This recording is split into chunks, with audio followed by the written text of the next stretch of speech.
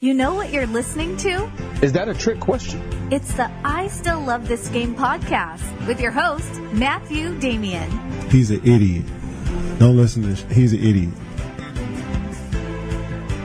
Hello and welcome to episode 36 of the I Still Love This Game podcast. We're in the final week of the regular season, and despite the fact that we've only got one team outside the top 8 for both conferences, and that's Denver, that can possibly make the playoffs, we've got quite a lot of teams desperate to move up in the standings, and there's a lot of jockeying going on. So in this episode, I'll be going over what to watch for heading into the playoffs in those races, and also I'll be discussing who I think should be the award winners and answering some user questions. So let's begin by taking a look at the current playoff seedings. And what I think is the most interesting race in the last week is actually going to happen in the Eastern Conference. It's not in the West, and it's between Philly and Cleveland. It may be the most important one as well, and you're probably thinking that I'm a complete idiot for saying that, because there's about 5 teams within a game of each other in the West. But the Philly and Cleveland race is so interesting, and there's only one game between the two of them. And it's absolutely imperative that Philly holds on to the 3 seed. Because there's a good chance that both these teams meet each other in the conference finals now. And you might be thinking, well, this guy's on drugs, why should I even keep listening to him? But think about this for a second. We don't know which Toronto Raptors team is going to show up. Well, I mean, we've got more playoff history of them choking in big moments than them producing. And Boston is now without Kyrie Irving. Obviously, they're without Gordon Hayward as well. There's a lot of young, untested players on that team that are holding on to the number 2 seed. Now, there's a lot of young, untested players in Philly as well, but I would trust Joel Embiid and Ben Simmons right now a little bit more than I would trust Tatum and Jaylen Brown. Right now, there's really no guarantee that Boston will get past Milwaukee, who's currently 7th, and they could move up to 6th, or they could drop down to 8th. You know, there's only a game in between the 6th and 8th seed in the Eastern Conference as well. But there's no guarantee, even if they were to play Miami or Washington in the first round. Obviously, Washington's going to be a difficult matchup for them as well. But there's no guarantee that the Celtics even make it through to the second round. And if they do make it through, they're probably going to have to play Philly. If they play Philly, even though they got the home court and they got a better coach, I would have to say that Philly would have to be the favorites in that series. And if they do move on, there's a good chance that they would end up playing Cleveland, because you look at Cleveland's got probably Indiana, or definitely Indiana. I'm looking at the standings right now. They've definitely got Indiana as number 5. Indiana is probably the most enticing team to play in the first round outside of probably Miami. If you're Cleveland or if you're anybody. And that's not a knock on the Pacers. What a great season they've had. And Nate McMillan deserves a lot of Coach of the Year consideration, and I'll talk about that in a minute. But they're going to have a fairly easy path to the conference semifinals, where they'll face the Raptors. And we all know the history between the Cavaliers and the Raptors. If Toronto if it's ever set up for the Raptors to knock off LeBron and the Cavs, this is their year. But do we really trust them in a 7-game series to take care of business? And once again, I think in that situation, the lowest seed would have to be the favorites. And I would put money, if I had to put money, right, on the Cavs winning that series and not the Raptors. So all of a sudden, you got the 3 versus 4, and who gets a home court advantage in that? It's Philly. Now, once again, if it came to that, I don't think home court advantage would mean that much, especially for a veteran team up against a young upcoming team like Philly. But what a great series that could be. That could really bring the playoffs to life. And isn't it remarkable that Philly could make the finals? That would be insane. And hey, if they win, if they get through to the finals, and they somehow win that, we haven't seen anything like that in the NBA since maybe Magic Johnson as a rookie, winning in 1980 up against the Philadelphia 76ers. So I mean, the possibilities are incredible for Philly as well as Cleveland, and both these teams, honestly, they deserve all the credit in the world, because the past month we've really seen them step it up and play with an intensity that's required and to build some momentum heading into the playoffs. And both teams have dealt with massive adversity all season long. Cleveland has looked hopeless for pretty much the entire season. And the same with Philly. People forget this. Philly was on the outside looking in terms of the playoffs. It wasn't until they went on that West Coast trip and Embiid really tore up in LA, where he destroyed DeAndre Jordan and then the Lakers, that they really started to get their feet underneath them and emerged as maybe a team that could make the playoffs. Now they're a team that could win the entire Eastern Conference, and they're an exciting team. It would be great to see. It really would. And another great thing to see is Fultz really starting to at least contribute. I mean, we thought this season was a write-off for him, and his career may be a write-off too. I honestly had some doubts that he may surpass Michael Bennett as the worst number one pick of all time, and that's saying something. Because at least we got a rookie season out of Michael Bennett. We really had nothing out of Fultz, but now he's starting. He's not going to dominate, clearly. I mean, he may in a couple of seasons, but he needs to view this season as a write-off, right? And what I mean by that is next off-season, he has to approach it like he's a rookie again. He has to do the summer league. He has to, put all that work in that most rookies do. He can't view it as, well, I'm a second-year player now. Because if he does that, he'll be out of the league in 3 years. Obviously, there's a lot of work that needs to be done there for his game to improve. But there's also a lot of talent there. And we've seen the work ethic that he's shown throughout the season to at least rebuild his game and his confidence to the point now that at least he is a contributor off the bench. Now, what Philly does with him in the offseason may be very interesting because, as I've said in previous podcasts, I don't think Kawhi Leonard is going to be returning to San Antonio. Or if he does, I don't think he'll be re-signing with them for the Supermax. So they may be looking to trade him. I've mentioned Boston, I've mentioned Orlando, I've mentioned Miami as potential places he could go. Everyone's talking about LeBron going to Philly. What about Kawhi Leonard? The Sixers have quite a lot of players that they could offer San Antonio in return, including Fultz, including draft picks, including players such as Covington, not Ellington, he's down in Miami, Covington and Ilyasova, and they have a lot of talent outside of Embiid and Simmons that they could offer. And if they're able to pick up Kawhi Leonard to play alongside those, and I think he would be a perfect complement, because Kawhi Leonard does not need the ball in his hands to create, which is Ben Simmons' role. He's a fantastic defender. I think it would be absolutely perfect. I would love to see that trade go down. And then we'll see how good Popovich is in developing. That will be the first number one overall pick that Popovich has had to work with since Tim Duncan. So let's see how good Popovich is at developing a guy who's completely lost his confidence. Let's have a look at it. Let's see what a coaching genius and guru that he truly is. And speaking of the Spurs, they're currently in a three-way battle with New Orleans and Oklahoma for the fifth spot. So 5, 6, and 7 are all at 46 and 34. What makes this really interesting is Oklahoma has 2 very winnable games. Although the game against Miami will be interesting because Miami is fighting for playoff position too, and that's in Miami. But considering what Oklahoma was able to do in Houston the other night, I like their chances. I think they're in playoff mode. They've had to be in playoff mode. They still have to be in playoff mode. They're still not guaranteed anything. But New Orleans and San Antonio play against each other. So even though they have tiebreakers over Oklahoma right now, one team has to lose that game. So that means if Oklahoma wins out, they'll at least get the 6th seed, which they've got to be happy with, to be honest with you, considering how badly they've underachieved this regular season.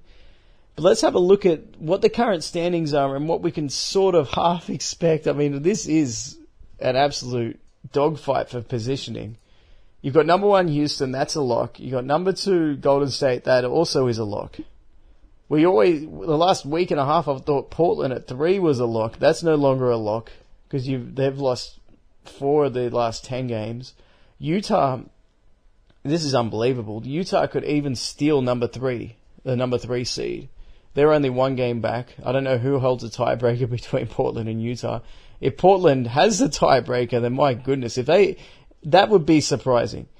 Then you've got 5 the 5th seed is New Orleans. The 6th seed is San Antonio. Number 7 is Oklahoma. Of course, we're relying on Oklahoma to win in Miami as well as winning in Memphis. They should be able to take care of Memphis, and I think they'll win in Miami. So what you'll see is the winner of the Pelicans and Spurs game, they'll probably get the 5th seed because they already have the tiebreaker over Oklahoma. And then the 6th seed should be Oklahoma. And then the 7th seed will be either the loser of obviously the Spurs and Pelicans game, but they'll also drop into a tie, if you can believe this, with Minnesota and Denver. This is unbelievable. This is truly unbelievable. And I'm not definitely not a fan of the play-in concept.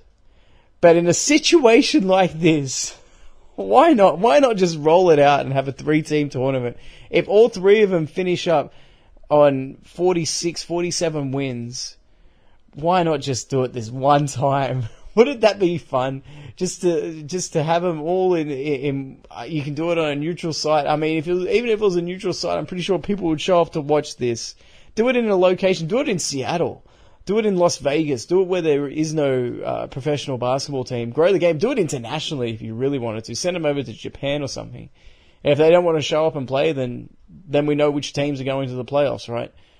But that would be the one time that I would agree with the play-in concept. Because if you got the play-in concept every single year, you may as well throw away the regular season. It means nothing. But that's how I'm looking at the West. And normally at this time of the year, I would probably be leaning towards doing playoff predictions. There's no way I'm doing a playoff preview when I can't even tell, the 3 seed might not be the 3 seed, the 4 seed might not be the 4 seed, the 5th seed, and so on, all the way down to number 9. And the East isn't much better. The 6 to 8, there's one game between them. And 3 and 4, it's just unbelievable. It's a jigsaw puzzle right now. And I guess it's exciting because, you know what this reminds me of? If you guys follow the NFL, you will probably remember this. I think it was the 2003 playoffs. Oh, not playoffs, it was regular season, sorry. It was just after New England won their first title. So I guess it was 2002, sorry. And New England had a bit of a Super Bowl hangover. And there was about 8 different teams that could make the playoffs for 2 spots. And it came down to the final week, and there was all these different combinations, all these different tiebreakers. And the only reason this sticks out in my head is on SportsCenter, they showed all this, right? And they showed all the possibilities of certain teams making and what they needed, right? And the final one they showed was the Miami Dolphins, and they just, and they, for whatever reason, I can't remember which guys were doing it. It might have been a girl. They started chanting, "Win, we're in, win, we're in." I don't know why I remember that. But this is what it reminds me of. They should do the same thing, but they probably won't. They probably got some Black Lives Matter or social justice movement to cover. So I won't be doing a playoff preview until the playoff seedings are set, which makes a bit of sense. So what I'll do instead is I'll be talking about who I think should be the MVP, or not the MVP, the award winners. What the award winners this season. And even though it's about 4 months out from finding out, because of this wonderful concept, it's the NBA award show, we're going to be looking at, first of all, the MVP. And if you've watched any basketball this season, you would know that there's not much of a discussion here. This is James Harden's award, and he's not going to win it unanimously. LeBron will get some votes. I can't think of a whole lot of other players that will get votes, but Harden should win this, and he should win it emphatically. Same for the Rookie of the Year, it should be Ben Simmons. For a while there, I thought Donovan Mitchell was a worthy candidate, but the last month, Simmons has really blown him out of the water, and which is a shame. Most years, Mitchell would have won it, but especially last year. I can't even tell you who the Rookie of the Year was last year. I think it was some guy from Milwaukee, but I don't know. That's embarrassing. But that just proves my point, right? But Mitchell has had a hell of a year, but Simmons has been, I wouldn't say historic, but it's been one of the more memorable rookie years we've had. Coach of the Year, also. Well, when I say also, it's actually more of a contest than Rookie of the Year, because you got about 6 or 7 guys that any other year will probably have won it.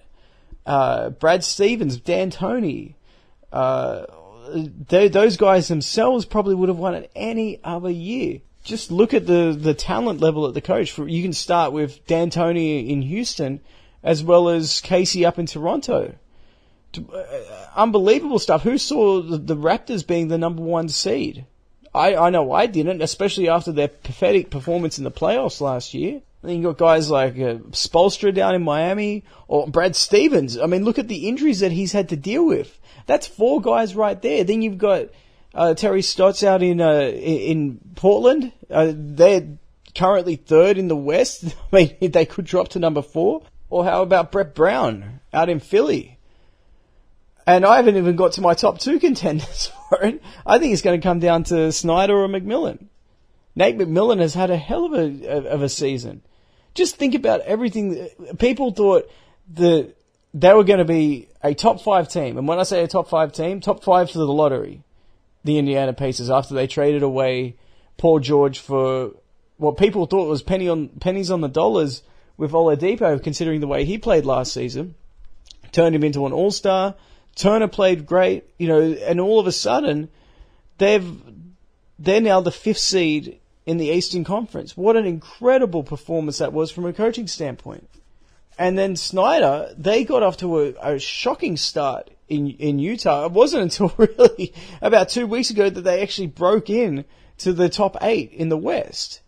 And now they're eyeing down the 3 seed.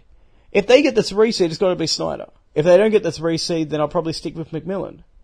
But I lost count of as to how many good coaches there are and how many legitimate candidates there are for Coach of the Year. That's insane. We've never had it like this before. Hell, you could forget the All-NBA first team and defensive teams. We should have an all-coaching team where you've got the top 5. I mean, why not, right? It'll be a lot more interesting than the all-rookie team. Let's just put it that way. Speaking of the All-NBA and all-defensive teams, I didn't bother with the all-rookie team. All-NBA team, I got Anthony Davis, and I forgot to mention him before. He deserves consideration for other votes for MVP. Not it has to be Harden. There's no question about it. But I honestly would rank him at number 2, considering how well he has played in the absence of Cousins. Regardless, he's on the All-NBA team. Durant, LeBron, Harden, Westbrook fill out that team. Steph Curry would have got some serious consideration, but he's been injured for a little bit too long. All-defensive team, I got Gobert, Green, Davis, Durant, and this might surprise you, but Chris Paul ahead of Paul George. Paul George has looked a bit iffy in the last month defensively on the perimeter. Chris Paul has been consistent throughout the regular season. And Defensive Player of the Year, I'm going to go with Gobert. People might say, well, hold on a second, what about Kevin Durant or Green or whoever? No, I'm going to stick with, or Anthony Davis as well. I'm going to stick with Gobert. Gobert has a much bigger impact defensively. Those other guys, their impact is primarily offense, but Gobert consistently 2.5 blocks per game. Probably should have been Defensive Player of the Year last year. But Green missed out a couple of years, so they decided to give it to him last year. I'll give it to Gobert. It's not even a make-up call because he's fully deserving of this, even though he's only played, I think it's about 55, 60 games. But the Jazz have been a force when he's been playing. And yeah, I'll go with Gobert with no hesitation on that one. Now we're going to move on to some user questions. The first one is asking me if Paul George is definitely going to leave Oklahoma considering their struggles this year. This question was actually submitted when it looked like they may even miss the playoffs. It was before the Houston game. I don't know if they miss the playoffs, then yeah, I don't think he's going to return. But I'll say this: the people expect him to go to LA because he's from LA. I don't see it. I think he used that as leverage to get out of Indiana. I think he called their bluff and he forced them to play their hand, and he just had enough of being a pacer. And that's fair enough because he owed them nothing. I mean, he was still on contract, so technically he did sort of owe them. But he didn't owe that franchise any more loyalty. and he didn't want to stick around there the entire career, and this is the freedom that players have. So it was essentially a power play to get out of Indiana. Now, he does look comfortable playing alongside Westbrook, which not a whole lot of people can say. I've always defended Westbrook, but the one thing I can't say is that players look comfortable around him, especially on the offensive end. Paul George does look quite comfortable around him. And I think that this team is not well constructed. Obviously, Carmelo is out of place, and with the injury to Roberson, defensively they've been pretty bad. Steven Adams has had to do a lot of work. Clearly their third best player behind Paul George and Westbrook, by the way. But what I will say about this is just because they've had a subpar season in terms of what the expectations were considering their talent, and I guess the biggest reason why I think he won't go to LA for sure is the Lakers are still a lot further behind Oklahoma in terms of talent. Now, you can talk about Ingram, you can talk about Lonzo Ball if you must, you can talk about Randall, but none of those players are even close to the talent that is Russell Westbrook. And if he's to go there, he's putting himself in a worse position. If he thought it was tough to make the playoffs with Oklahoma, how tough is it going to be to make it with LA? Either LA team, by the way, now. So I would like his chances to stay in Oklahoma and he seems oddly comfortable there. He's said all the right things. He hasn't, and he seems like a pretty honest guy. Now, of course, we've been burnt with that in the past where we thought guys wouldn't leave based off how they've acted towards the media, especially local media. But I think he's a relatively stand-up guy. And I can't see it, but it goes back to what I was just saying about the Lakers. I can't see a whole lot of teams with cap space out there that would actually be an improvement of what he's actually got in Oklahoma. Now, I guess if LeBron goes there, and if LeBron goes there, then Paul George maybe goes there, but is he going to fit in alongside LeBron the same way that he's fit in alongside Russell Westbrook? And I think that if he stays in Oklahoma, they will build this roster accordingly. Remember, they kind of threw this roster together, especially with the Carmelo trade, just before the training camp started. So keep that in mind as well, that they were missing some pieces. I'm not going to use the Roberson injury as an excuse because everybody has had injuries. But also keep in mind that this team is on the verge of securing a playoff spot. I didn't think it'd take us this long to say that. They are on the verge of securing a playoff spot. As I said before, they're more than likely going to be the 6th seed. They'll either be playing Utah or Portland in the first round. And those are favorable matchups for them. Portland will be a very tough one. But if they draw Utah in the first round, would we be surprised if Oklahoma beat them? Of course not. In fact, Oklahoma will probably be the favorites heading into that series, despite the lack of home court advantage. And then we could see them go up against Golden State, and if they go up against Golden State, hell, we might see them go up against Golden State in the first round anyway, because if the playoffs started today, they would beat. And we've seen Oklahoma have pretty good success this season against Golden State in the regular season, and this team is going to be a lot for any team, whether it's Houston or Golden State or Toronto or anyone else. It's kind of depressing that Toronto's the third team that came to my mind there. They're going to be a handful for anybody in the playoffs. Whether they win or not, that's kind of irrelevant to the point I'm making. The point I'm making is they're not going to be dominated. And they do step up. They play up to their competition, and they definitely play down to their competition. And in the playoffs, they're going to be playing against other playoff teams, so they will be playing up to their competition, like we just saw against Houston in Houston. So you might be asking, hold on a second, what has it got to do with the question of Paul George? It's simple. If they show signs of life in the playoffs, if they have an extended playoff run, there's absolutely no question in my mind that Paul George stays.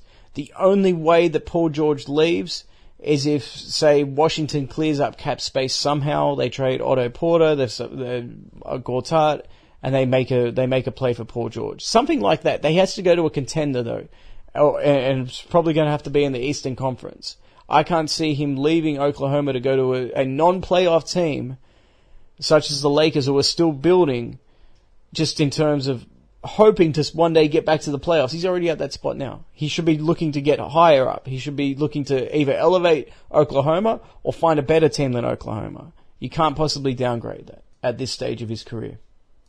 Final question that I have time for is, how big of a disappointment was the Kyrie Irving injury? Oh man, where do I even begin? This is terrible because I would have loved to have seen the Cavs versus the Celtics in a playoff series. That would have been fantastic.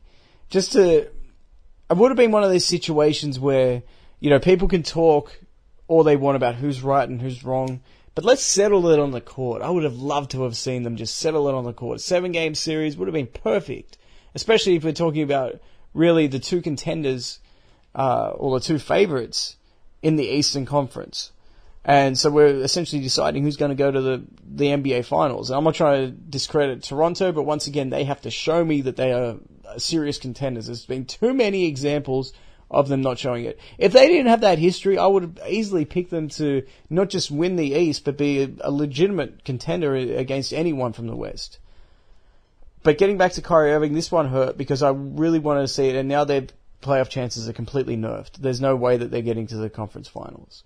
Actually, I shouldn't say that back. There's no way they're getting to the NBA Finals. But they may, especially if they draw Philly in the second round.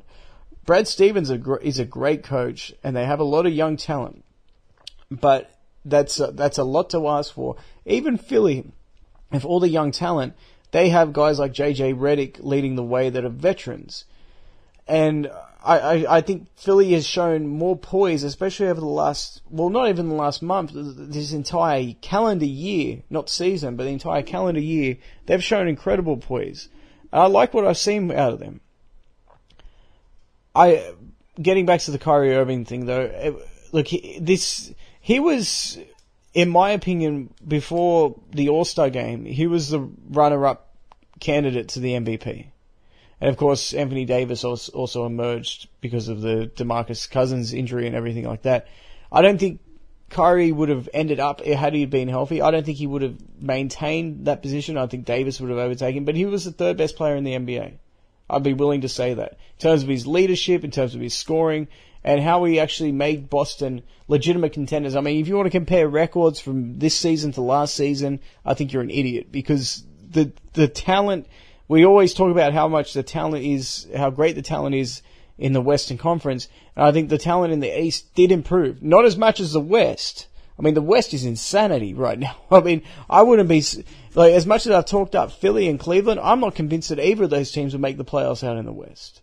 And I think they're the front runners to make the conference finals now. But what Kyrie Irving has done is, for Boston, was turn them into legitimate contenders. Because in a playoff series, that he is the kind of guy that teams have to completely game plan, and he forces their defense to collapse. And that gets good looks to the younger guys, gets them into rhythm, gets Al Horford looks, gets Morris looks, and they just don't have that now. And there's not a whole lot of players that you can replace to do that. Maybe James Harden you can replace to do that. Maybe Steph Curry to a lesser extent. But even him, you design an entire offense, and there's not a whole lot that the defense can do, especially if you've got illegal screens being set 35 feet away from the basket. Wait, did I just say that? No. But there's not a whole lot of people you can plug in the place of Kyrie Irving. And it's definitely not Isaiah Thomas. So they are absolutely 100% so much better than what they were last year based off Kyrie Irving, the upgrade of Kyrie Irving over Isaiah Thomas alone.